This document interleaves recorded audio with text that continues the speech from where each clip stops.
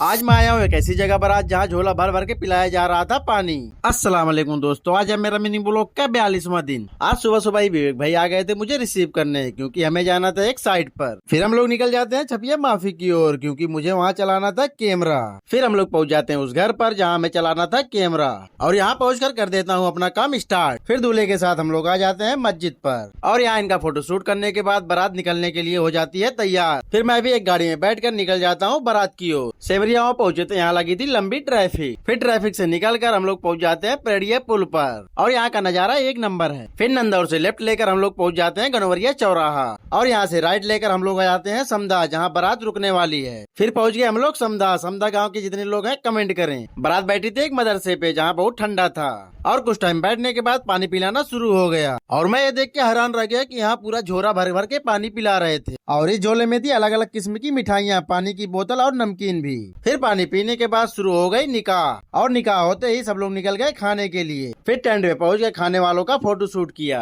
फिर दूल्हे का भी फोटो शूट करने के बाद मैं भी बैठ गया खाने के लिए। खाने के बाद मैं आ गया मदरसे पर, जहाँ हमारी मुलाकात हुई आरिफ भाई से, और फिर मिले हमारे एक और दोस्त जो यहाँ आए थे न्योता करने। और बैठे बैठे टाइम हो गया अंगने का, तो हम लोग आ गए आंगन में, और यहाँ पर फोटो शूट करने के बाद हम लोग निकल गए घर की ओर। और फिर पहुंच गए हम लोग छपिया माफी। फिर दुल्हन के पहुंचते ही लोगों ने पटाखे जलाने शुरू कर दिए। फिर लास्ट फोटो शूट करने के बाद बेग भाई आ गए मुझे रिसीव करने, और हो गई थी रात और लग रही थी भूख, तो मैं और बेग भाई आ गए गोल्डन रेस्टोरेंट पर। और आज मेरा मन कर रहा था पनीर खाने का, तो हम लोगों ने पनीर दो प्याजा और दाल फ्राई मंगा लिए, और खाने के बाद हम लोग निकल जाते हैं गाँव की ओर।